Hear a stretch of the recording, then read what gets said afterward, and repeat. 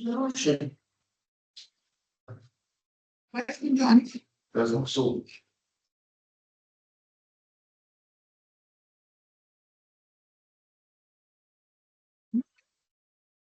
Bake everything up? You did. No, it's not really hanging. Like a dead pot. You just not annoy me, please. Okay. I don't know. Mine out after that, I don't know. Well, who ate that this? Staan hier op het niet. Jullie hebben op het But niet. come on, man. Making a noise. Cousin, take this light for me downstairs, please. Just leave the dishes and take this first. You have to brush it. Cousin, this for me to the lounge downstairs, please. No. Sitting room lounge.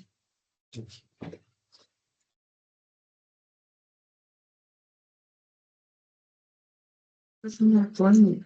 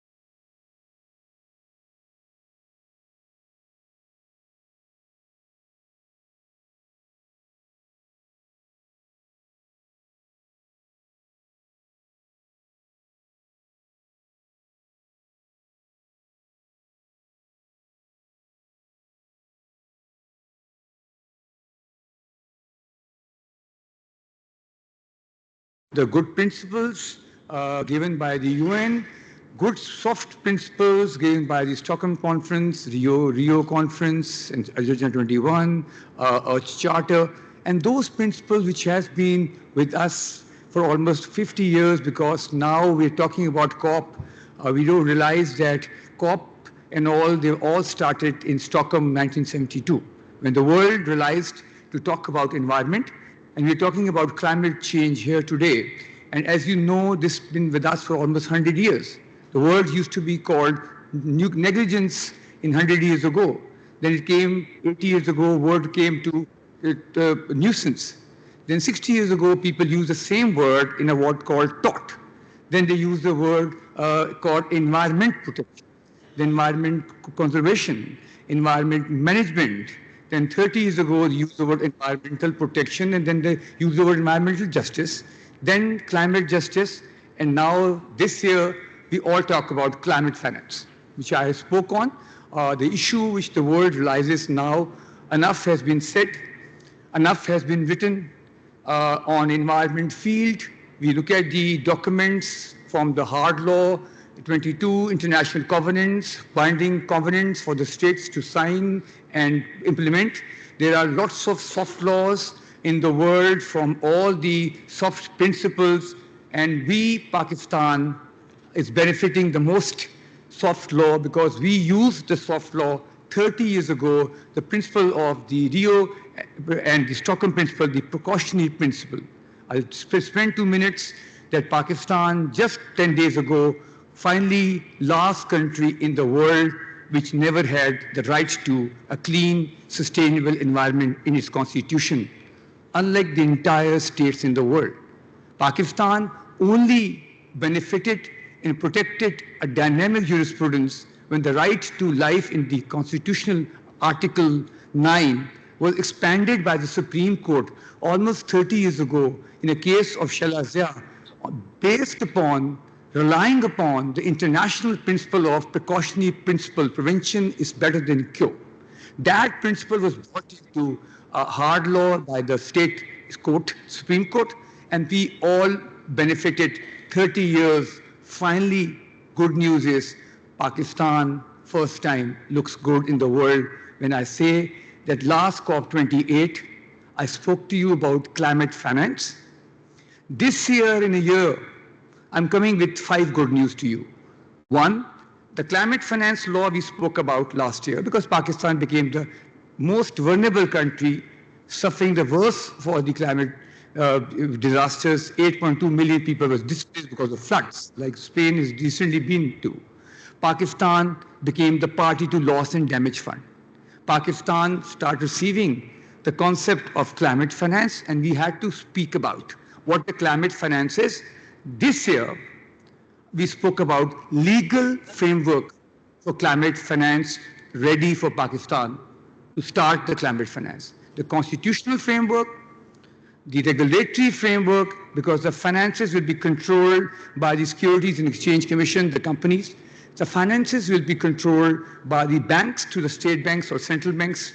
But finances will be then dealt with as a law in the countries through the courts. And court's role is very important, which I've been now hearing a case of how the donors, how the multinational banks, how the other stakeholders investing into a country for a green project. And we have also coming with good news. We are the first country to now set up, drafted a law on carbon recognition of carbon unit act. We are dealing with the carbon unit as a product or a good under the Sales of Goods Act. We have to move forward. And I always say that climate finance, which you are speaking in the COP, the Prime Minister of Pakistan spoke on climate finance, urged the world to give the grant, not the debt, additional debt. The Finance Minister spoke on that. The Foreign Speaker spoke on that. And yesterday I was speaking at Pavilion. The only 3 words the world should listen what we want to focus on. Our strategy is, in order to have a country ready for a climate finance from GEF, GCF, lease development company, or a multi-donor banks, or some countries which are committed to. It could be in a form, we have signed an MOU with Cambridge University, and I was telling There's Mary an that artist something in nature. a part of climate finance because the technical support by one institution is also support to another institution from a north to a south. We're signing an MOU with the Durham University. Mustafa is sitting there.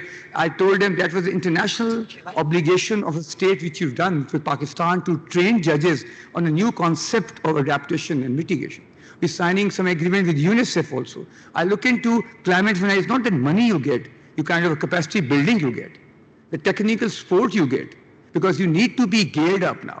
We are gearing up in Pakistan. And we've been giving judgments on this concept every day that when you're gearing up will be of four kinds. The most importantly, which I specializes in, is the concept of symbiotic relationship of the climate finance with the international commercial arbitration and the commercial court.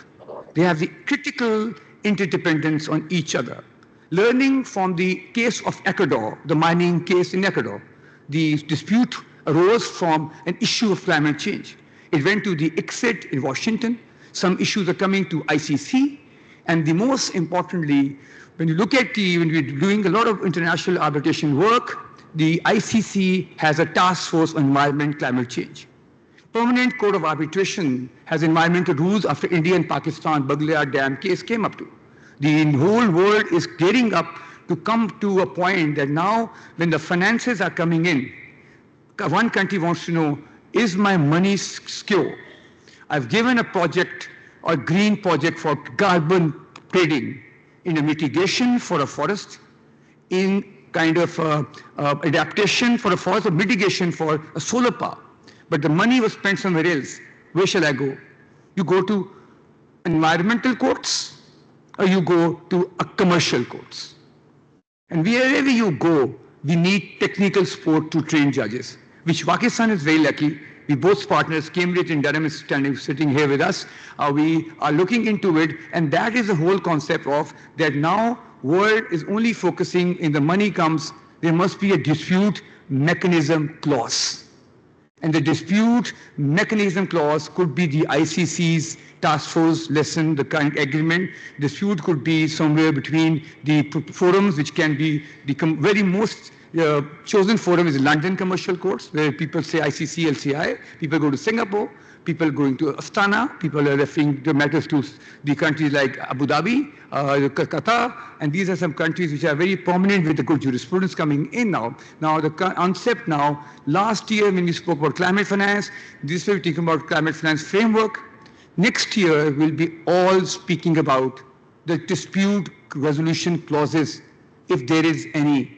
Because now when the finances is coming in, whether environmental courts or together the commercial courts will look into it. And before I end, I will share with you a case which is coming back, which is now circulating. A 3-year-old girl came to my court. I am from Pakistan. I'm saying good news to you, but I am from Lahore, the most polluted city in the world. The worst, 2,500 is the rate of smog. Number one for last 10 days, Lahore. You cannot breathe there. A girl called Amal Sukhera, not Amal Amaluddin, Amal Clooney from Lebanon, the wife of George Clooney. Her name is Amal Sukhera. I was very excited when Amal came to my court. I thought it must be the Amal Clooney. It was Amal, 3 years old young girl. She said, I cannot go to a school, I cannot go to have a birthday party in my lawn. I cannot go to my friend's house. I'm confined in an air purifier in my room. Where shall I go? Do I have a right to go anywhere? Father came to my court, luckily. I questioned the order is circulated to everyone. You can share that order, it's all here.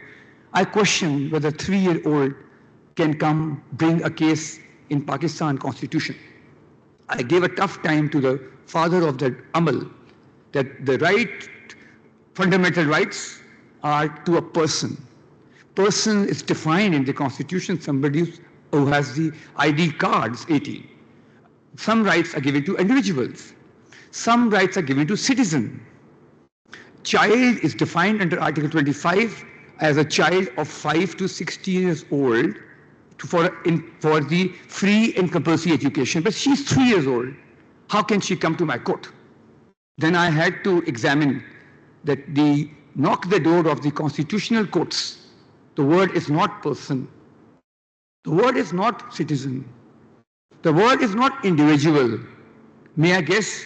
Somebody who read the order will know what I answered in my first confronting question to a lawyer. Can anybody guess what was the word for me to open the door for a 3-year-old girl? Who can knock the door? Person now. She's not a person. She's not a child. She's not an individual. She's not a citizen. No, human is not the word used in the Constitution. Anywhere in the world, when you look at the judicial review of the constitutional courts in the world, from the common law countries or a civil law country, in the constitutional countries to the adversarial countries, the world, look into it, every constitution has a constitutional court. Which word did I open the door for? What's in my badge? Party. Any party who's aggrieved, have a locus standi, with no effectuous remedy available. The party doesn't mean you have to be a person. The party is not specific to a human. Party can be party. A foreigner can be a party in my court. If you come to my country, you suck up, you can file a case, you're a party. So I opened the door on the basis of, as I said, Pakistan only always, I have 2 minutes? Wonderful. So Pakistan always benefits from the international principles. This time we benefited from the best judgment of the Singapore Antonio Pasa case. When young children went to court and said, we want to stop the cutting of the forest because it's our intergenerational right. And the girl and I wrote that I am 3 years old and I'm speaking on unborn generation. Intergenerational right which came in the Quran and other religion, the sustainable development. We've got doctrine of intergenerational rights. And I opened the door and I asked the government, what have you done? She says, why have you given me a bad city to live in? And who is responsible? The world is now looking at you. To conclude, this year is now the obligation of state to protect the earth. Every constitution have two manifolds, that it gives you inalienable rights to be treated as per law, but on the other hand, it gives you an inviolable obligation to obey the law and the constitution. And here I add, inviolable obligation for a country's dualistic approach or monistic approach, inviolable obligation to agree and to comply and to obey the international obligation of the international covenants and treaties. Pakistan law has a schedule with all treaties included in it. As per the Vienna Convention, Article 11, it's a duty on a state court like me to protect the rights of the citizens. And I hope next year I'll see you all in COP. And thank you for giving me the opportunity. And we all spoke there. And I wish you all the best. Thank you.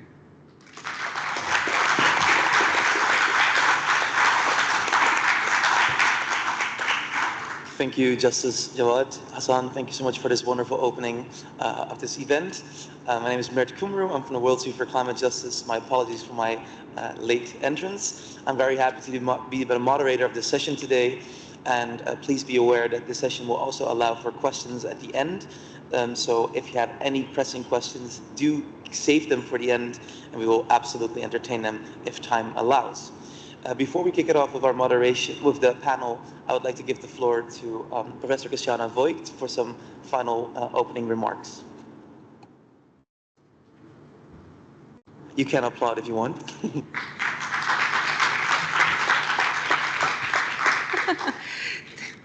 What can I say? Thank you so much.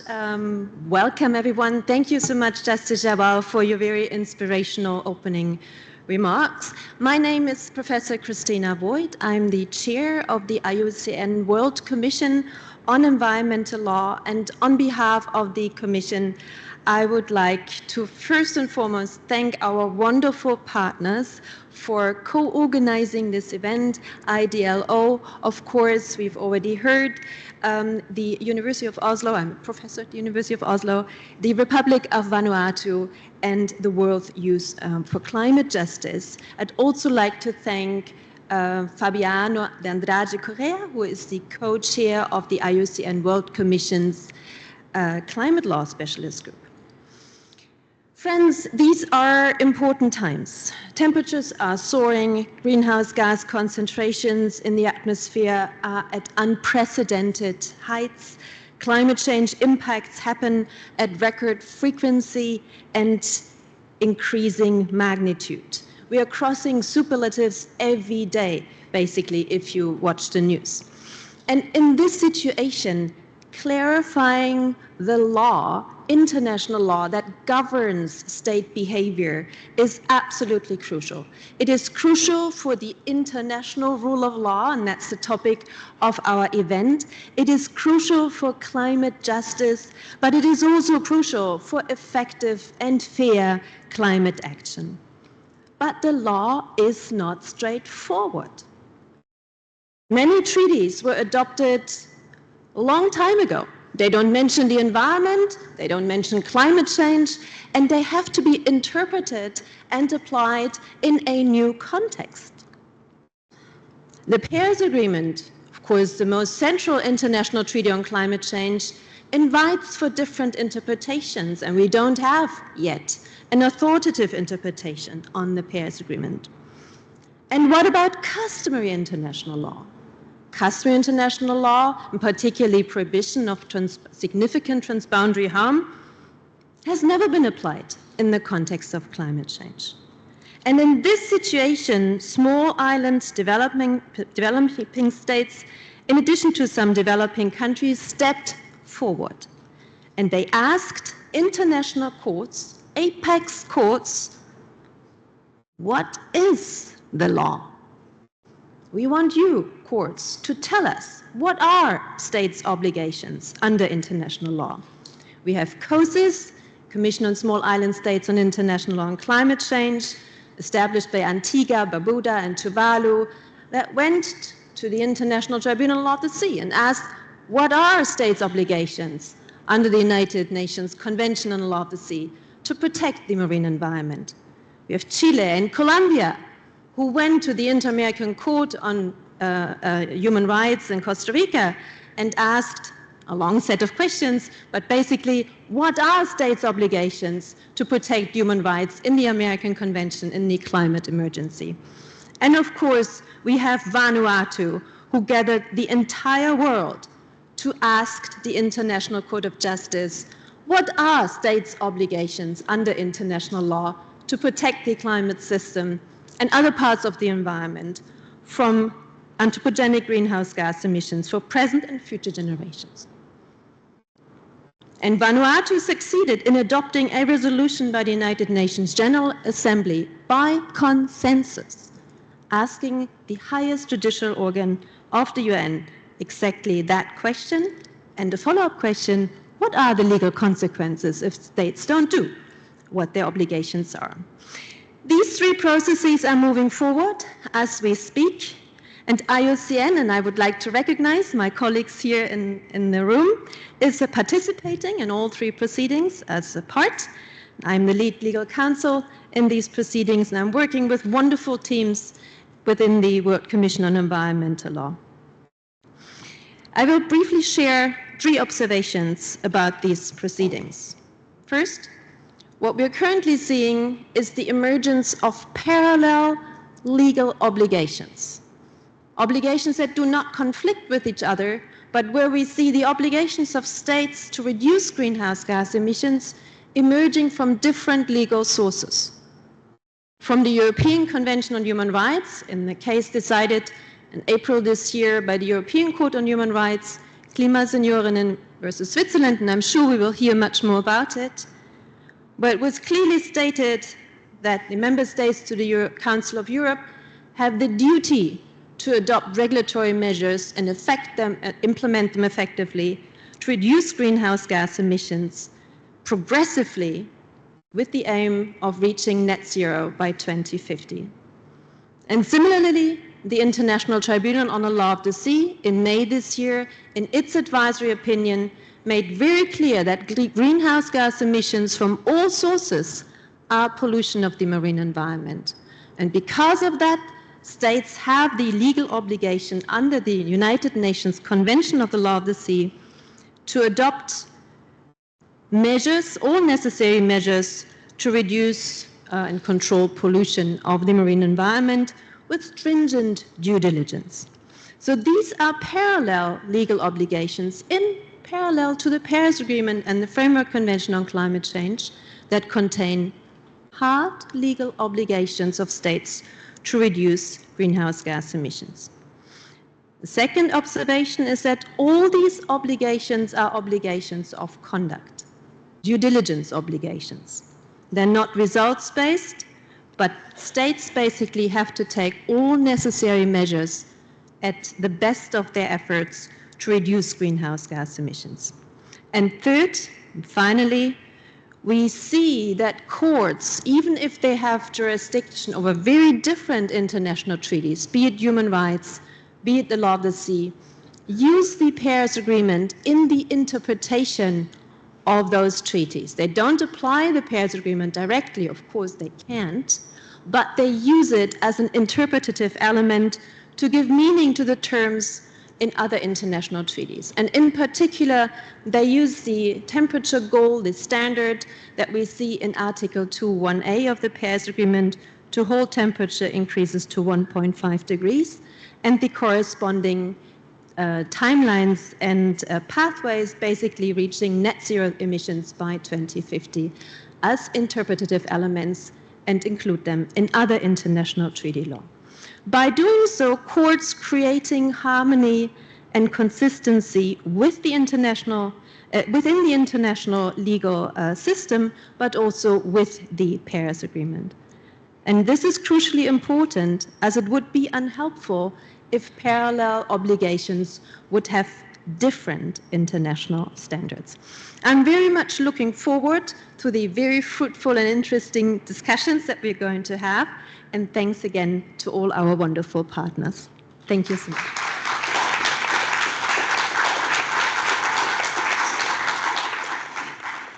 Thank you, Professor Voigt. We are now going to continue with our wonderful panelists that we have here, and I would like to remind my panelists as well that we have some time allocated to keep strict to the time. Being Dutch, I am very direct and will cut off too long statements. And also, I would like to give the floor to the wonderful large audience here today. So, without further ado, I would like to give the word to Ermina Pacho from the IDLO. Thank you, Mert. Good morning, good afternoon, ladies and gentlemen. It's an honor to be here today and represent ITLO, International Development Law Organization, and share our experience with you all. As we've heard, we are indeed at a pivotal time in international justice, one that shines a spotlight on the transformative power of the rule of law in driving impactful climate action on a global scale. As we've also already heard, this year alone, the International Tribunal for the Law of the Sea in Hamburg took a definite stance that greenhouse gas emissions constitute marine pollution, and as such, states are obliged to prevent, reduce, and control this pollution under the UN Convention on the Law of the Seas. Further, in Strasbourg this year, the European Court of Human Rights set a powerful precedent in a case, Klima Signorinen against Switzerland, highlighting that climate change impacts create severe threats to vulnerable populations, including older adults, and as such can violate their right to life, health, and well-being. Specifically, as Professor Christina Voigt also mentioned, the court found that Article 8, guaranteeing the right to life, includes the right of citizens to be protected by the states from the adverse effects of climate change, and states fail to deliver on that obligation when they do not develop necessary legislative framework nor they implement other necessary frameworks. Also, the court found violation of Article 6.1 of the European Convention that guarantees access to court and justice. And by doing that, the court has opened the door for national courts to approach climate change cases in a serious manner and rely on the compelling evidence, scientific evidence, when adjudicating them. And this case for sure strengthens the rights, human rights standards within Council of Europe, but also has a potential to influence legal frameworks and legal practice globally. So these landmark cases and many others pending nationally highlight the true power of the rule of law, where individuals and communities facing real risks and having their own challenges fight for the protection of their rights in courts. And these cases also show that actions to uphold the rule of law at the national level can have global impacts. Let me tell you a little bit about IDLO and our work. At IDLO, we work to enable governments and empower people to use the law to protect their rights, security, socioeconomic development. And we have witnessed the transformative power of the rule of law through IDLO's programming, policy development and research in over 90 countries across the globe for the past 40 years. And based on our experience, legal empowerment is at the heart of our mission. It's at the heart of our mission because we believe that climate crisis, is fundamentally a crisis of justice. It's a crisis of people. Those who are least responsible bear the most severe consequences, and therefore we believe that law, human rights, and access to justice must be part of the solution. Let me unpack this a little bit further. Legal empowerment. When working with frontline communities on legal empowerment, we equip them to advance climate litigation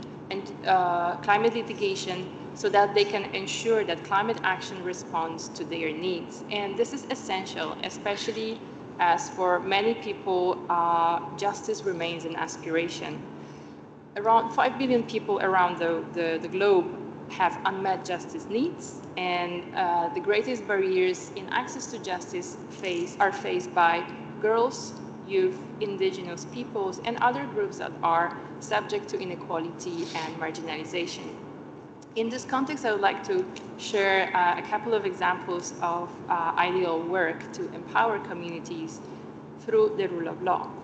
First, in the Philippines and Burkina Faso, we are working with governments to ensure that climate action is gender responsive, and we do so through eliminating gender discriminatory laws. So this work includes conducting comprehensive gender assessments of climate laws, and I'm very proud to share that IDLO has just published the first legal assessment in the Philippines with 3 our partners: the Climate Change Commission, the Department of Environment and Natural Resources, and the Philippines Commission on Women. And we'll be very happy to share more information after the panel, if you're interested. In addition to those legal assessments in Philippines and Burkina Faso, we also work to organize workshops that bring together women leaders to address issues at the intersection of gender, climate, and the rule of law, so that can be empowered to take active part in meaningful decision-making. In Tunisia, IDLO is enhancing climate resilience by helping communities to secure land rights. So we partner with government, with civil society, and we are supporting landholders, especially women and youth, in gaining legal control over land, because that's what's key for not only their economic security, but also building climate resilience and food security, strengthening food security.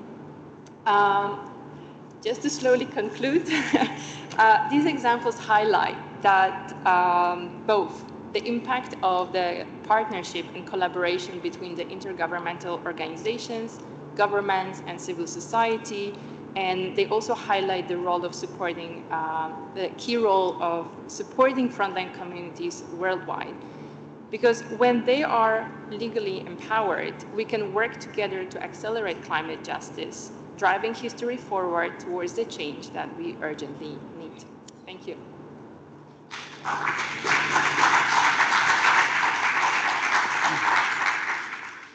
Thank you, Irmina, for shedding a light on the wonderful work that the IDLO does.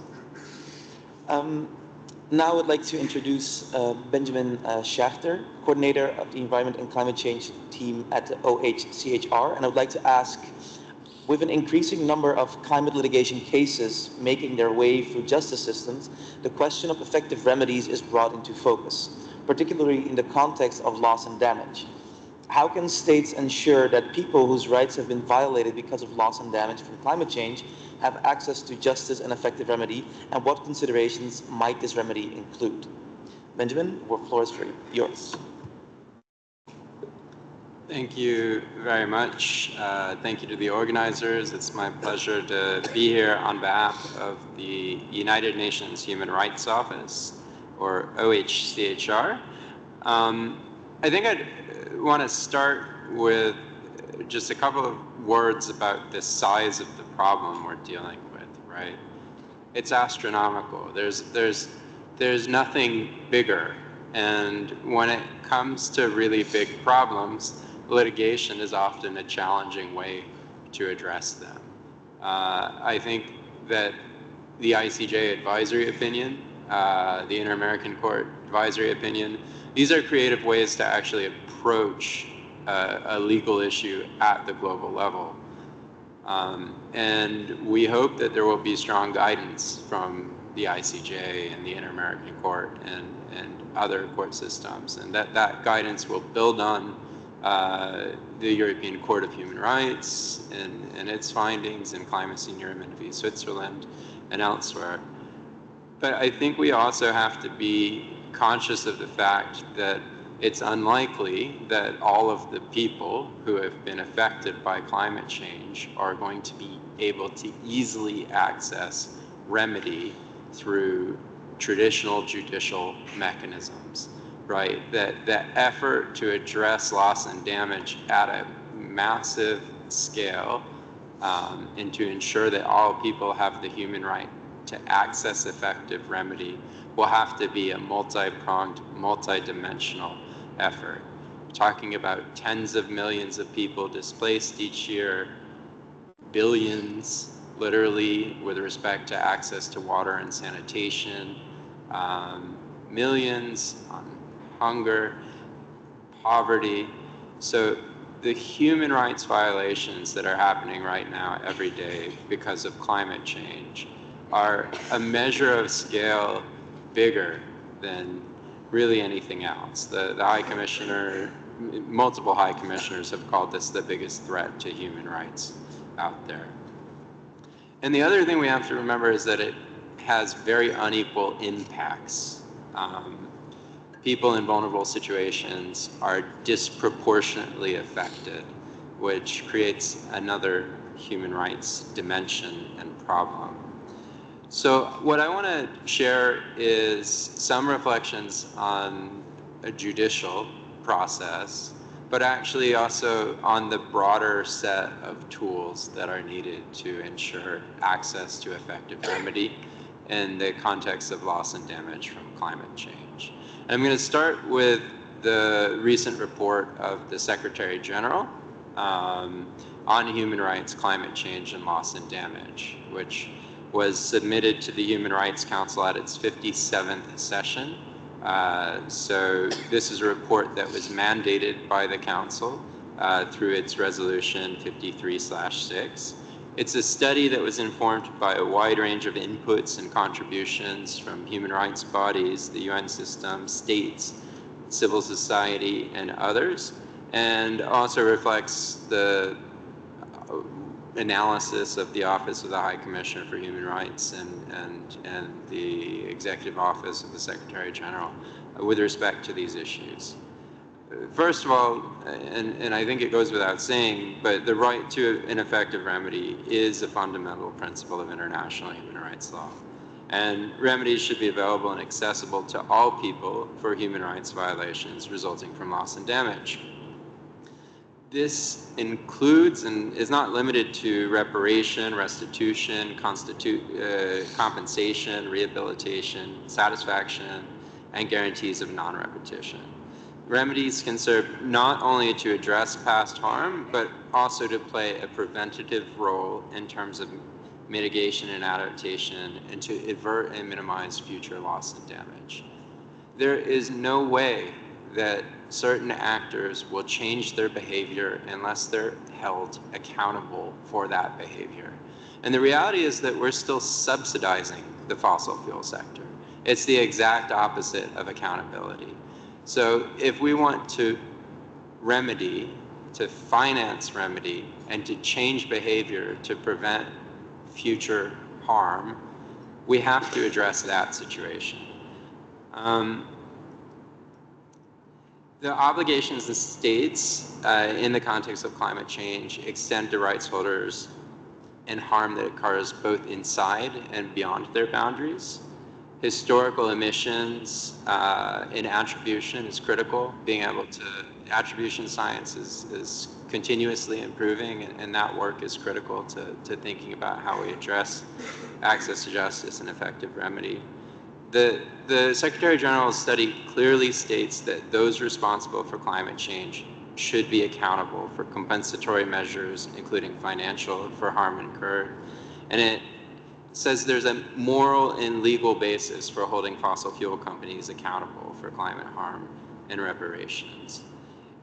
It goes on to articulate 5 pathways for action to pursue a human rights-based approach to addressing loss and damage.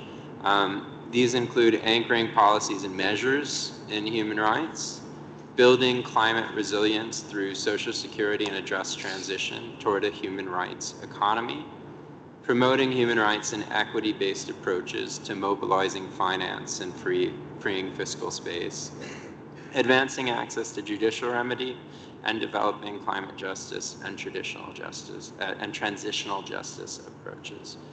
So I'm going to just touch a little bit on a couple of those. I won't go into all of them as time is limited here. But the first relates to financing, right? We can hold those responsible for the climate crisis accountable in different ways. And that includes through taxation, it includes through different measures to essentially price in the cost of the harm that they've created, right, through economic measures. We can also hold those accountable for climate change accountable through judicial remedy. As I said, that poses some real challenges, but it's still something we need to do and should do. And a lot of litigation to date has been focused primarily on prevention, on ensuring that existing policies not compliant with human rights obligations, for example, to reduce greenhouse gas emissions are scrutinized, overturned, or made stronger. But there have been interesting findings. For example, the Human Rights Committee recommended that Australia pay compensation for harms suffered by Torres Straits Islanders relating to its failure to protect their rights to culture and private life, family, and home from climate change. The Committee on the Rights of the Child found that when transboundary harm has occurred and affected children's claims, it could in principle be brought under the jurisdiction of the state on whose territories emissions originated if there was a causal link, and the state exercised effective control.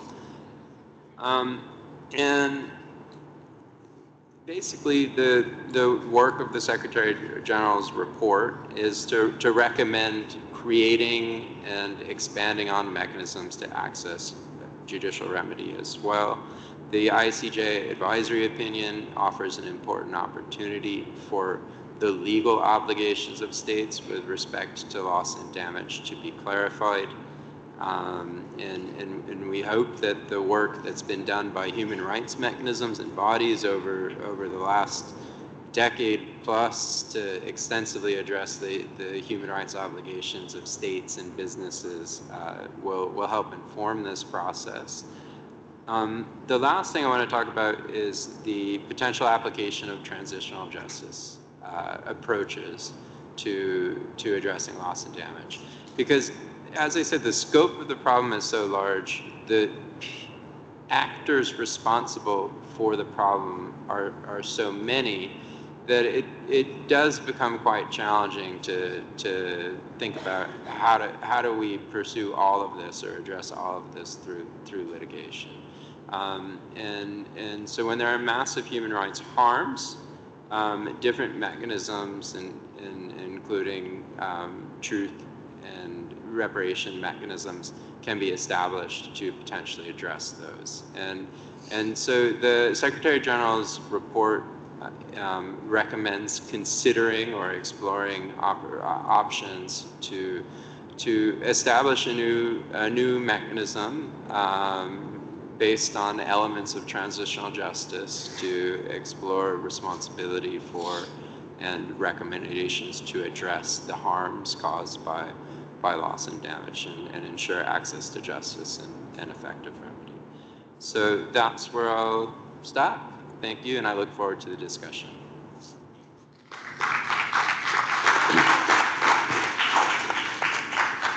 Thank you, Ben. It's now my honor to present Ms. Erika Lennon, Senior Attorney at the Center for International Environmental Law.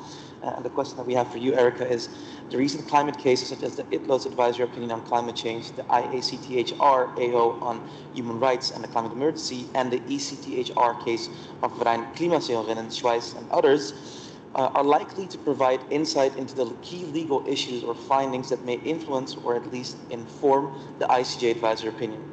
What do you consider are the most important key legal issues in these cases for the ICJ Advisory Opinion, particularly if the objective is to pursue an AO that addresses climate justice? Over to you. Thanks so much, Mert, and thanks to IDLO and IUCN and Vanuatu and the University of Oslo and World Youth for Climate Justice for inviting me to speak on this panel. I think as we've seen, and as this panel is obviously discussing, there's a rising tide both in climate litigation, both in contentious cases and in obviously these advisory opinions, because even though we've been talking about this problem for 30 years in halls like this, we obviously aren't solving the problem. The climate crisis is getting worse, and so the need for urgent action and remediation of harm has grown. And so increasingly, states and citizens and youth around the world are looking to courts. And the ICJ has a really critical role to play in this for clarifying what those states' legal obligations are and what happens when there's a breach. And obviously, you know, it's an advisory opinion, but it's a critical one in the quest for climate justice.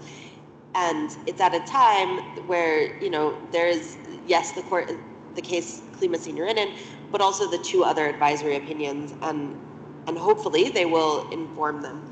And I think really the three issues I wanted to touch on as being at the heart and as something that the ICJ really needs to include in its advisory opinion, and that will be critical for obtaining climate justice and that relates to these other cases, are the issues of clarifying and talking about what the applicable law is, talking about the role of and reliance on best available science, as well as what the legal consequences are, both ceasing the wrongful conduct and providing full reparations for the harms that people are facing due to the climate crisis. So starting on those, it's really critical that the ICJ looks at and clarifies and looks to the whole body of applicable law.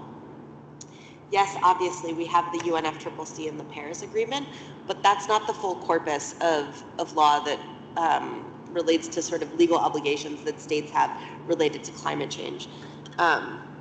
There's customary international law, and obviously there are many, many conventions. And I think this is one of the places where, and these laws need to be interpreted not in a contradictory way, but in a complementary way, and they should be read together. And I think this is where the ITLOS advisory opinion really played played a key role. Because it obviously, even though it is, interpreting the law of the sea convention, said, no, we have a role in this. The climate crisis does relate to this, and it applies here. And it really validated this sort of trend to need to have an integrated legal order and not see these things all in isolation. I think as my fellow panelists and as Ben mentioned, the climate crisis is perhaps the biggest crisis we're facing. And it doesn't just impact sort of one area of law. So there's lots of areas of relevant law. The precautionary principle, the UN Convention on the Law of the Sea, human rights law, international environmental law, and the duty not to cause transboundary harm, amongst others, are all really important, and they need to be read harmoniously, and you can't just read them in isolation. And I think, the International Tribunal on the Law of the Sea, it looked to the Paris Agreement, but it also pointed out that merely complying, merely attending these conferences, merely coming and participating in this, or even complying with obligations under Paris is not the sum total of what you have to do in the face of the climate crisis.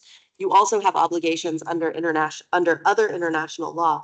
And I think it's really important for the ICJ to affirm that and to point out what sort of the total of legal obligations of states are.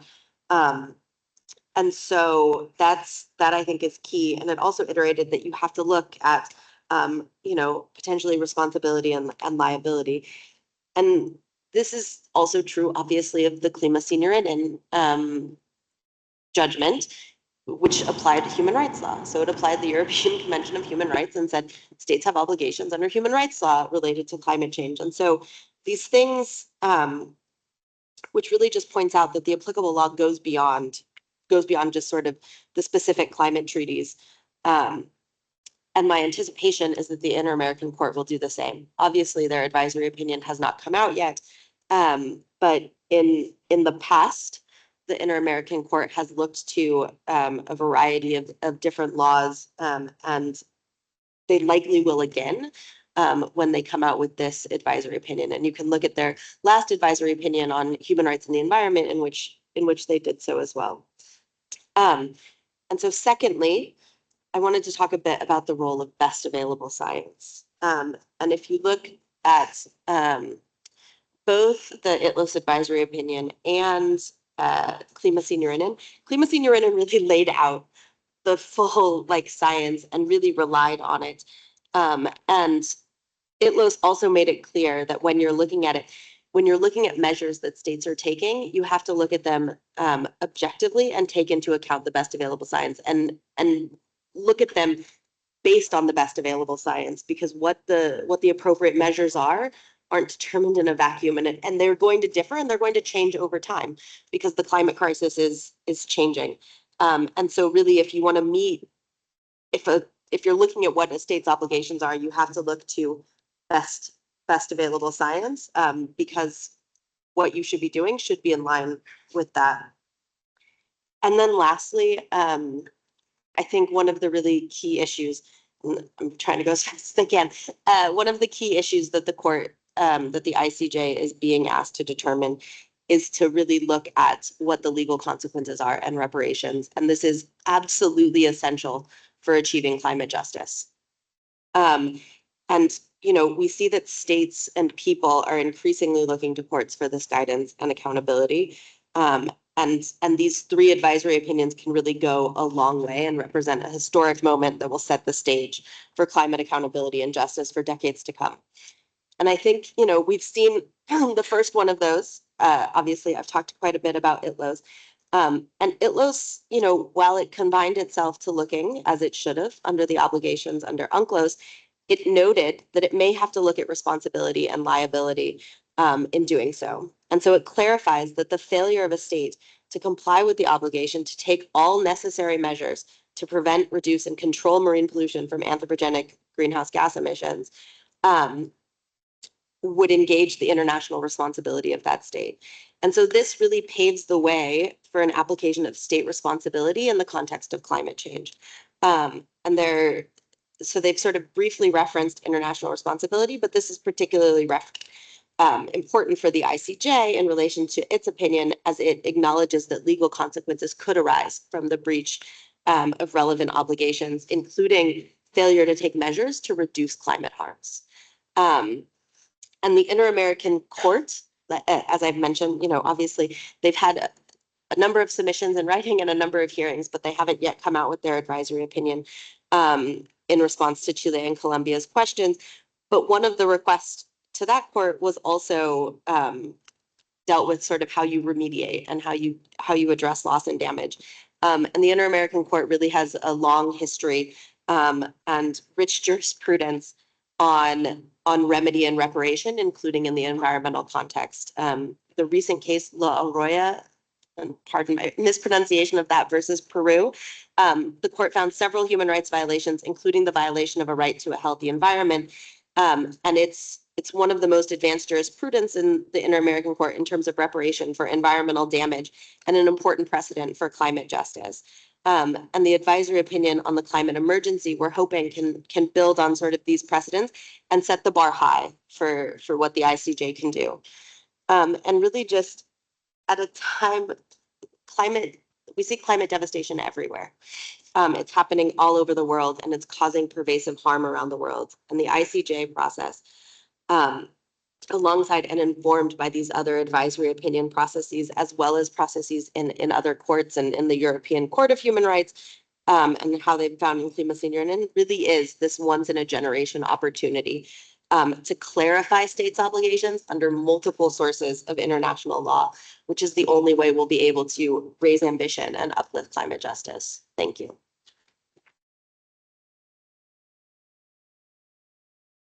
Thank you, Erica. I'd now like to give the floor to Assistant Secretary General Christel Pratt of the OACPS. And the question that we have for Christel is, the OACPS has been involved in the ICAO initiative since the early stages and has played a pivotal role in securing initially the majority of votes required for the UNGA resolution, and now representing 79 member states in the proceedings. We imagine that representing the priorities and interests of such a large and diverse membership across so many regions is a challenge in these legal proceedings. What have been the key legal issues prioritized by the OACPS in the ICJ advisory opinion, and how much has climate justice or injustices shaped these priorities for your membership? Christel, over to you.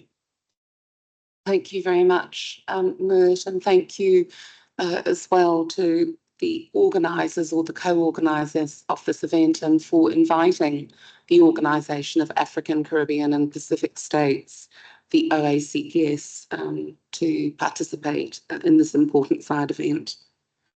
I think, as Mert has mentioned already, the OACPS has been involved in the ICJ advisory opinion initiative from the very earliest stages, recognising from the outset that climate change is an existential threat to our member states. Our 79 member states represent 1.3 billion peoples, all vulnerable, all developing countries from the global south. This threat is not hypothetical. It is immediate, it is lived, and it is a matter of survival. Many of our OACPS states, especially our 39 small island developing states and low-lying coastal nations, face risks to their populations, economies, and physical territories that are both unprecedented and irreversible. These states are on the front lines of the climate crisis, enduring severe impacts that are far out of proportion to their contributions to global emissions, which collectively measures about 2%. This reality of climate injustice and our provenance is, of course, what drove us to support Vanuatu in mobilising the campaign for an advisory opinion from the ICJ. The OACPS was instrumental in securing the necessary support at the UN General Assembly to adopt the resolution requesting this advisory opinion, testimony to our commitment to strengthening the legal framework surrounding climate obligations. Today, I would like to discuss the key priorities that have guided the OACPS's participation in these advisory opinion proceedings at the ICJ. These priorities reflect our commitment to addressing fundamental issues of climate justice, accountability and equity within international law, and they shape our hopes for the outcome of this case. First and foremost, the OACPS views climate justice as a central principle in these proceedings. Climate justice is not an abstract concept for us. It speaks to the very heart of our members' lives and lived experiences. Our states have contributed minimally to the emissions that drive climate change, yet we suffer disproportionately from its impacts. We endure sea level rise that erodes our coastlines and threatens to submerge entire nations. We face increasingly severe hurricanes and cyclones, along with prolonged droughts that devastate agriculture and threaten food security and well-being. This fundamental inequity that those least responsible for climate change bear its heaviest burdens and demands a response from the international legal community. In our submissions, we have urged the ICJ to address this injustice directly, to recognise that states have specific obligations toward countries and communities that are uniquely vulnerable to climate impacts. A related priority for the OACPS has been ensuring that the court takes a comprehensive view of international obligations. While some states may argue that obligations under the climate treaties, the UNFCCC and the Paris Agreement should serve as the primary basis for judging climate conduct, the OACPS strongly believes that the scope of relevant international obligations extends well beyond these treaties. We have encouraged the court to consider a broader corpus of international law, including human rights, obligations, environmental protection under the law of the sea, and principles such as the duty to prevent significant harm. We have emphasised that states' responsibilities to address climate change and its impacts must be understood as obligations that are interwoven throughout the international legal system, not confined to a single regime. The need for consideration of these sources is evident from the very text of the resolution 77/276, which requested the advisory opinion, as it mentions a broad range of sources explicitly in the chapeau of the question. The significance of this broader view is evident in recent decisions by other international tribunals, as already mentioned by previous speakers. The ITLOS, which found that greenhouse gas emissions constitute pollution of the marine environment under UNCLOS, and underlying general principles and customary obligations.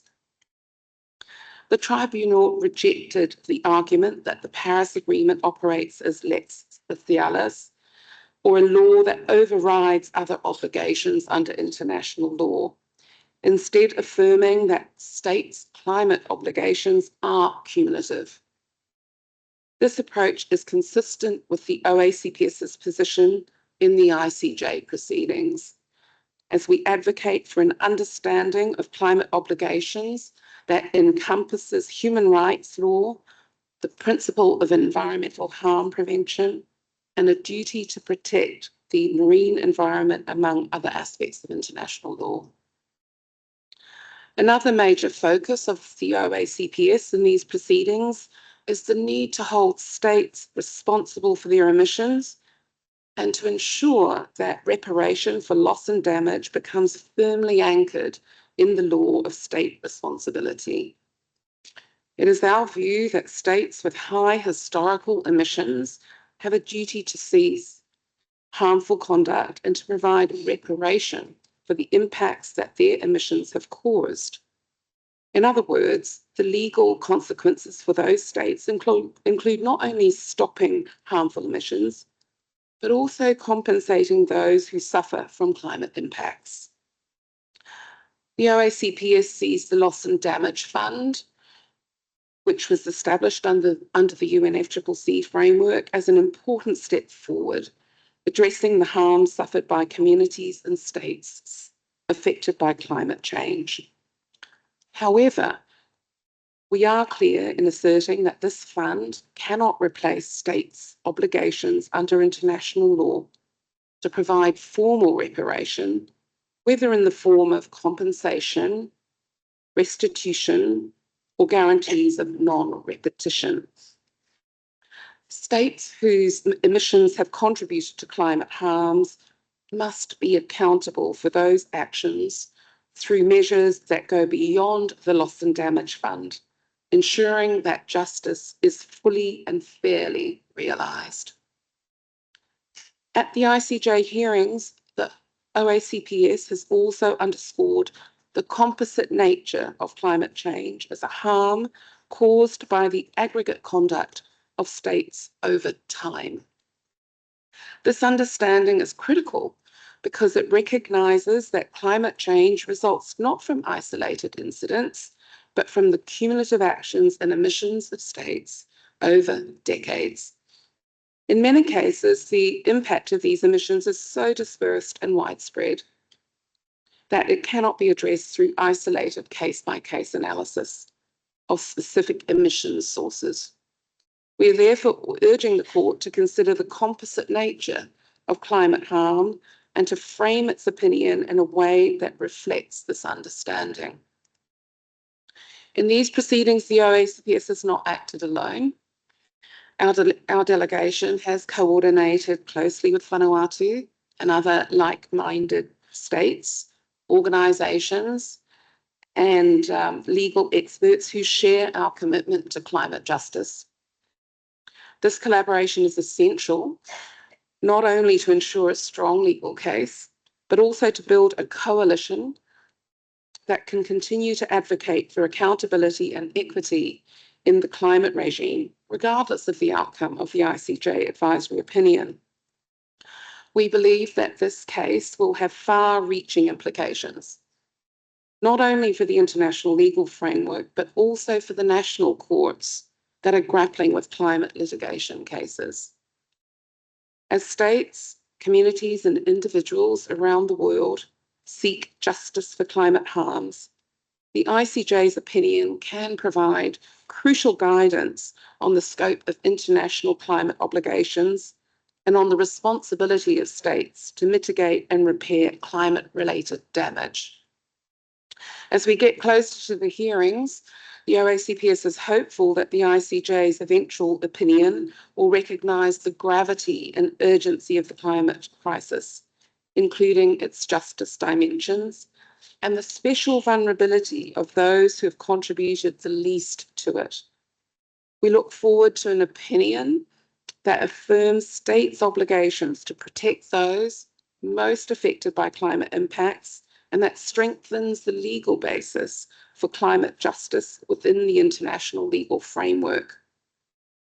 We are committed to using every tool of international law to ensure that the principle of climate justice is not only recognised, but operationalised in a way that brings real relief and meaningful protections to our member states and their 1.3 billion peoples.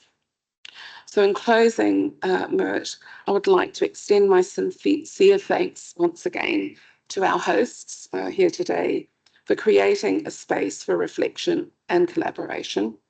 The Organisation of African, Caribbean and Pacific States and its 79 members remains committed to the pursuit of climate justice and to strengthening international law as a tool for accountability and protection against climate harms. We really are very hopeful that together we can make meaningful progress toward a future where those who are most vulnerable to the climate crisis are heard, protected and empowered. Thank you very much.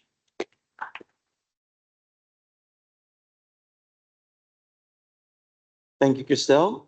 I now have the honor to give the floor to Professor Christina Voigt with the question, how do the advisory opinion processes at the ICJ and elsewhere relate to the UNFCCC's own processes? Could they even support or impede it?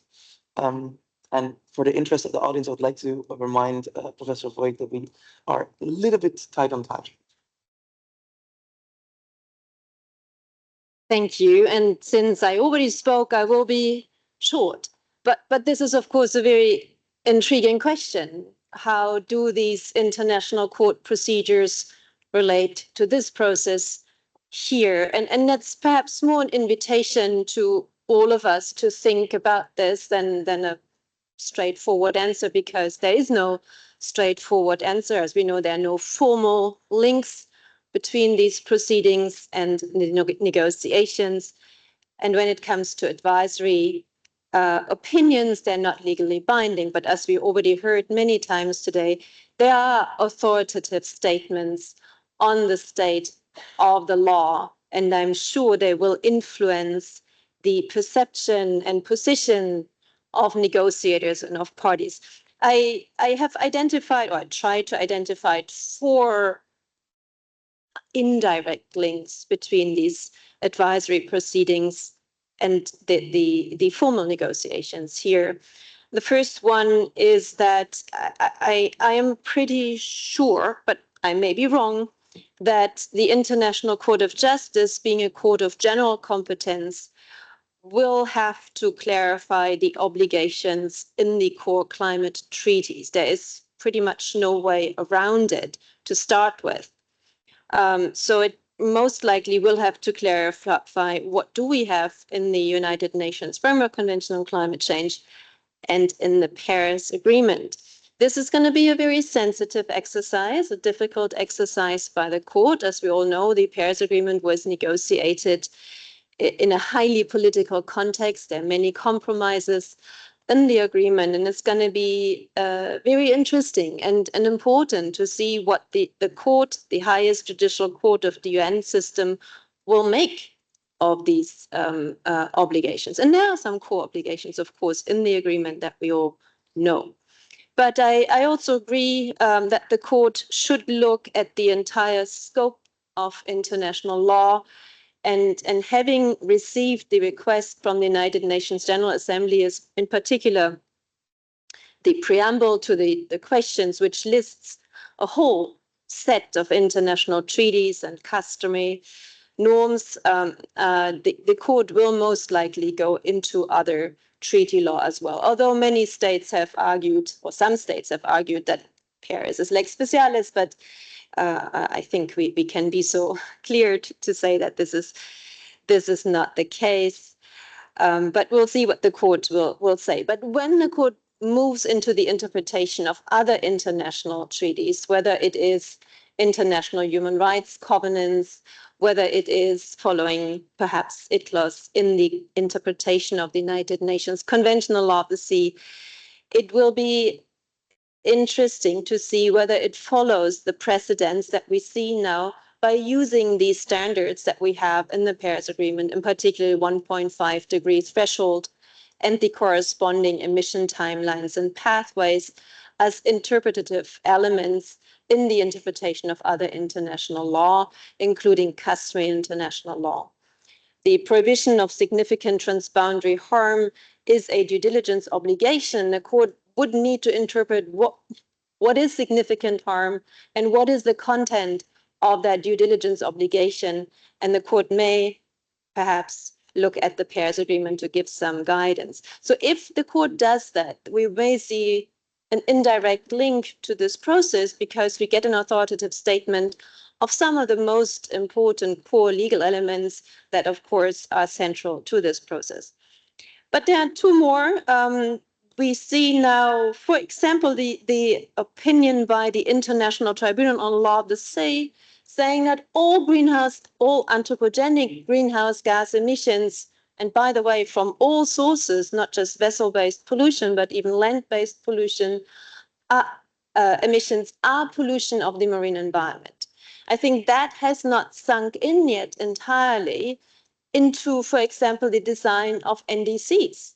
If suddenly all greenhouse gas emissions are pollution, maybe states want to reflect on this when preparing their NDCs, which are, by the way, due on 10th of February next year. So that is an interesting development which happened recently and which can influence how states look at their own climate measures by getting these authoritative statements from other international courts. And as I mentioned, that carries the obligation to prevent, reduce, and control such obligation. Same with human rights law, that should also then influence what states put in their NDCs and hopefully, of course, enable and enhance climate action. That, I guess, is the whole point of these proceedings. And the final point, which is perhaps even an even more indirect or less direct one, is that when it comes to the ICJ proceedings, the hearings start on the 2nd of December. And by the time the hearings start, the written statements and the written comments will be made public. And that's a lot. That's a lot of material to work through. We hear and we see all the statements from all the participating states. And these are unprecedented numbers of participating states.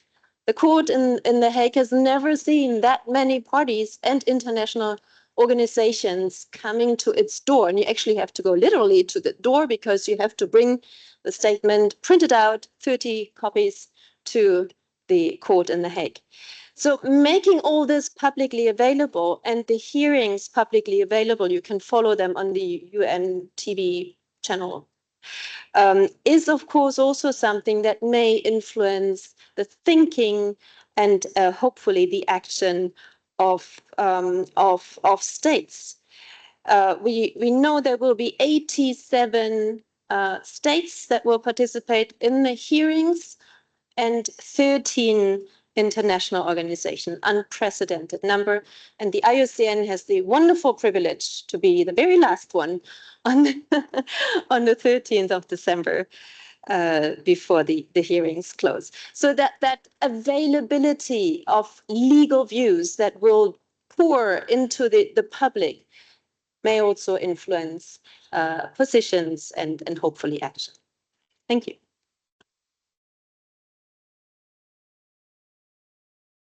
Thank you. Thank you, Christiana.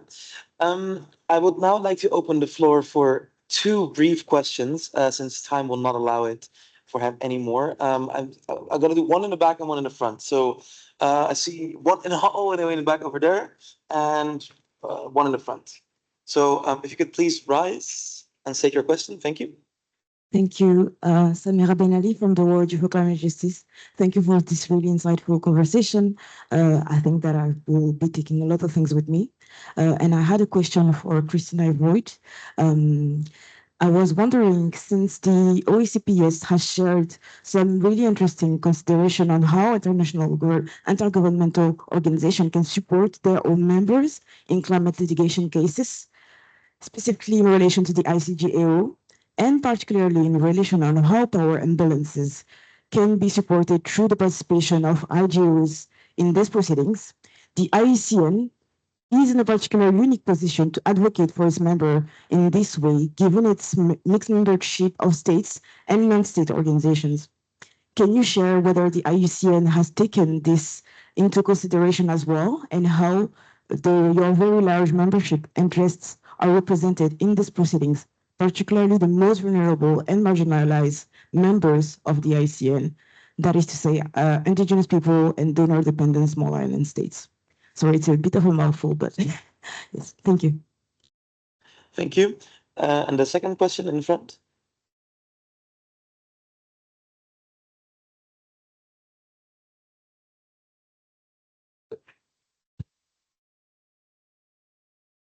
Marcus Gehring from the Center for International Sustainable Development Law and Cambridge University.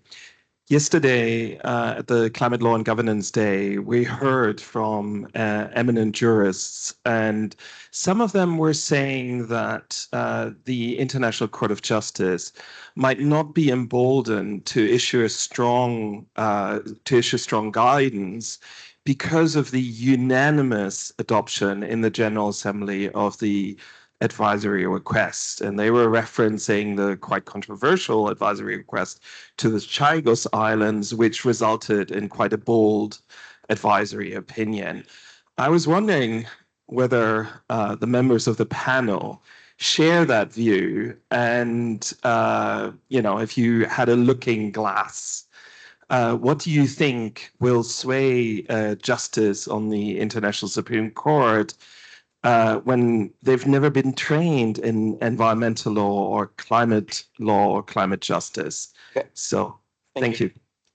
Then I'd like to give the floor to Christina for the first question, and the second question will be to all panelists. Thank you. I also found the second question very intriguing, but I am happy to answer the first one. IUCN is in a very interesting situation in these proceedings because we are an international organization, but it's a hybrid one. We have 120 member states, 120. It's so wonderful to have my colleagues here to verify.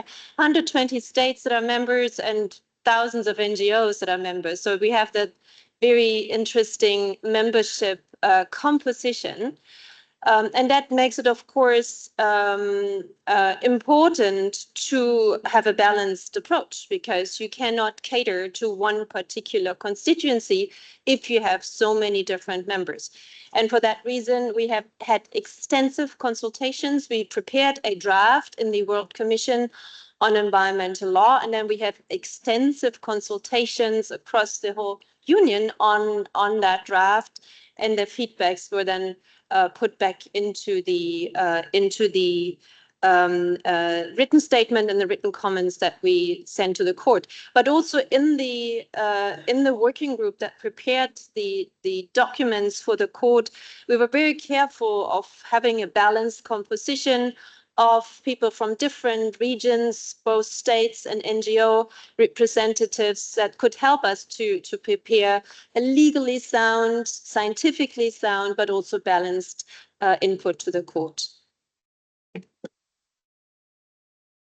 Thank you. I've just been informed by the organization that we have 5 minutes left and that we still have a final closing remark by the country of Vanuatu. So for the second question, a very important one, I would like to ask the gentleman in front to perhaps walk up to one of the panelists after the session. My sincere apologies. I haven't been Dutch enough, apparently. Then I would like to give the floor to the representative of Vanuatu, Ms. Anne-Sophie Vivier. Anne-Sophie, the floor is yours.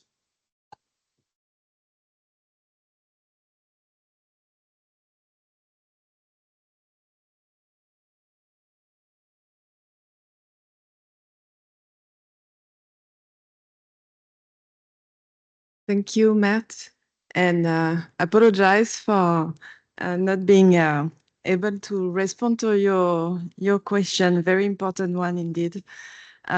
So I will close this very important session on behalf of Vanuatu. And I firstly would like to thank all the panelists for the very informative and important insights that were shared through your experiences. Through the discussion today, I can say that I'm comforted by the fact that the relationship between COP29 negotiation under the climate change regime and the other source of international law are complementary in their goals toward driving greater impetus for climate action. The increasing engagement from states, international organizations representing states and other organizations, such as NGOs and civil society, in climate litigation is perhaps a double-edged sword. First, it confronts us that have dedicated our professional life to pursuing the climate ambition under the climate regime, but also function as a reminder that we are not getting to where we need to be as fast as we need to get there. The other side of the sword is one that must acknowledge that the pursuit of more ambitious climate action does not lie with climate negotiators alone.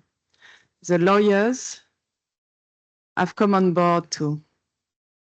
And the rule of law and international courts where sovereign states can advocate as equals with the support of international organizations for the protection of the rights and climate justice, which will only strengthen our efforts. Given the pace at which international climate litigation is progressing and the expected ICJ advisory opinion being delivered by the court within the next year, I hope and I anticipate that the development will contribute to a very different landscape for us at the COP 2030 next year. One where climate vulnerable states can come to the negotiation empowered by legal clarity of international obligation and responsibilities under international law, both within the UNFCCC and beyond. I also hope that international organizations such as IDLO, IACtHR, OACPS and IUCN can continue advocating for the most vulnerable and marginalized voices within their membership, demonstrating their value to their members in particular. Speaking from a small island developing state, I must emphasize that every international organization that we join as a member is a drain on our national resources, even if membership fees do not exist or are marginal. Our human resources are stretched given our small population and state of educational development, which means that ensuring that our membership and engagement leads to representation of our interests is a paramount consideration. Having our interests and priorities strengthened through our international organization participation in this advisory opinions is a positive step, and one that we all hope will create a bridge between climate negotiation and the rule of law to propel us towards most ambitious climate action and global accountability. Thank you.